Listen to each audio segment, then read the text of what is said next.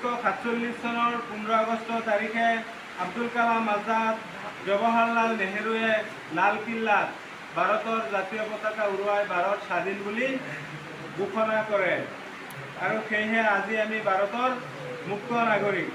আসসালামু আলাইকুম ওয়া ৰাহমাতুল্লাহি ওয়া বাৰাকাতুহু। আজি 15 আগষ্টৰ স্বাধীনতা দিৱস।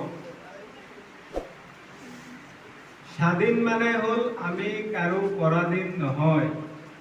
স্বাধীন শব্দৰ অৰ্থ হৈছে নিজৰ ইচ্ছামতে চলাফিৰা কৰা, নিজৰ যি মন যায়, নিজৰ ব্যক্তিগত বস্তুত কোনেও হস্তক্ষেপ কৰিব নোৱাৰে, তাৰ অৰ্থ হৈছে স্বাধীন। আৰু সেয়েহে আজি আমি স্বাধীনভাৱে ভাৰতত জীয়াই আছো, কাৰণ ইংৰাজৰ কবলৰ পৰা 1947 চনৰ 15 আগষ্ট তাৰিখে আমি স্বাধীনতা লাভ কৰিছিলো। ব্ৰিটিছসকল ভাৰতত আহিছিলে 1601 চনত ব্যৱসায় কৰাৰ উদ্দেশ্যে। ব্ৰিটিছসকল আছিলে বৰ চতুৰ, শিক্ষিত। তেতিয়া ভাৰতীয় মানুহ শিক্ষাৰ ক্ষেত্ৰত পিছপৰা আছিলে। 1601 চনত যেতিয়া ব্ৰিটিছসকল ভাৰতত আহিছিলে, তেতিয়া ভাৰতত মোগলৰ শাসন আছিলে, অৰ্থাৎ মুছলমান ৰজাই শাসন কৰিছিলে। তেতিয়া আছিলে ৰাজতন্ত্ৰ। বৰ্তমান আমি গণতন্ত্ৰত আছো আৰু তেতিয়া আছিলে ৰাজতন্ত্ৰ, ৰজাৰ শাসন আছিলে। মুছলমান ৰজাসকলে এজনে আনজনৰ প্ৰতি হিংসা আছিলে আৰু এজনে আনজনৰ ৰাজ্য কেনেকৈ দখল কৰিব পাৰে তাৰ কূটনৈতিক নীতি প্ৰস্তুত কৰাৰ বাবে ইংৰাজৰ সহায় লৈছিলে। আৰু সেই সহায়ৰ সুযোগ লৈ ইংৰাজে মুছলমান ৰজাসকলৰ পৰা ৰাজ্য কাঢ়ি নিছিলে আৰু তেওঁলোকে সেই ৰাজ্যসমূহ স্বাধীন কৰিবলৈ লৈছিলে। তেওঁলোক ভাৰতলৈ আহি তেওঁলোকৰ কোম্পানীৰ নাম দিছিল ইষ্ট ইণ্ডিয়া। তেওঁলোক আহিছিল ৱেষ্টৰ পৰা, কিন্তু ভাৰতত অহাৰ কাৰণে তেওঁলোকে নাম দিছিল ইষ্ট ইণ্ডিয়া। তেওঁলোকে ভাৰতীয় মানুহক শাসনো কৰিছিল, লগতে শোষণ কৰিছিল। বৰ্তমান চৰকাৰে যেনেকৈ বিভিন্ন ধৰণৰ টেক্স বঢ়াইছে, তেতিয়া সেই ব্ৰিটিছ চৰকাৰে বিভিন্ন কাপোৰ কানিৰ পৰা আৰম্ভ কৰি পাণ তামোল আদিত সকলোতে টেক্স বঢ়াইছিলে।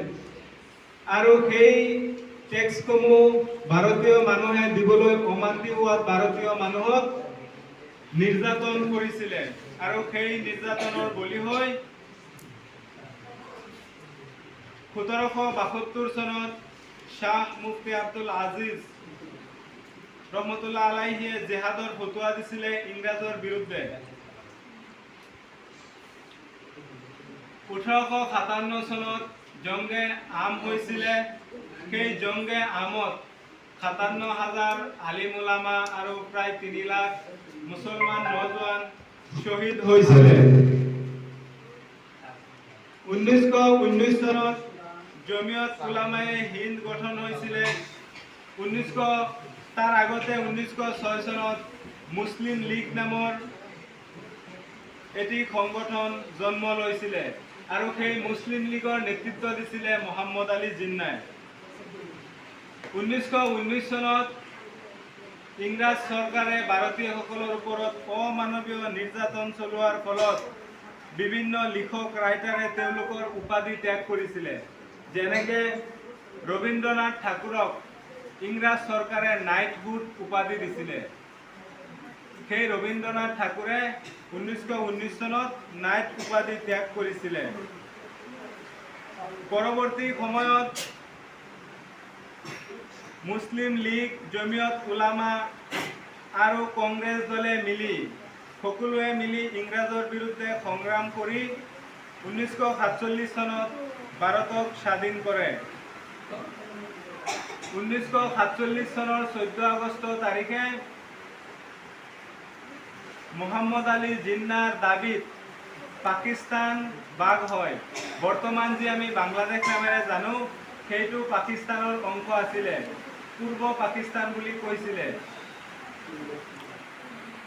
জৱাহৰলাল নেহৰু, আব্দুল কালাম আজাদ, ভীমৰাও আম্বেদকাৰ, মোহাম্মদ আলী জিন্না এইসকলে মিলি ভাৰত আৰু পাকিস্তানক ভাগ কৰিছিলে আৰু তেতিয়া বহুতো মানুহ বস্ত্ৰহাৰা হৈছিলে। প্ৰায় 5 লাখ মানুহ মৃত্যুমুখত পৰিছিলে। মানুহৰ ঘৰ বাৰী জ্বলাই দিছিলে। মুছলমান মানুহে মন্দিৰ জ্বলাই দিছিলে, মন্দিৰ ভাঙি দিছিলে। হিন্দু মানুহে মছজিদ জ্বলাই দিছিলে। মুছলমান মানুহে হিন্দু মহিলাৰ ওপৰত অত্যাচাৰ, হিন্দু পুৰুষসকলে মুছলমান মহিলাসকলৰ ওপৰত অত্যাচাৰ আদি তেনেকুৱা এটা অতি মৰ্মাহত পৰিৱেশ ভাৰতীয়ই পাৰ কৰিছে।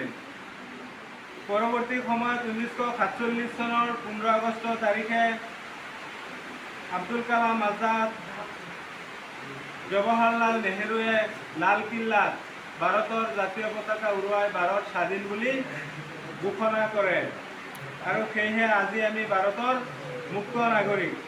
এইখিনি কৈয়ে মই মোৰ বক্তব্য সামৰি মাৰিছোঁ।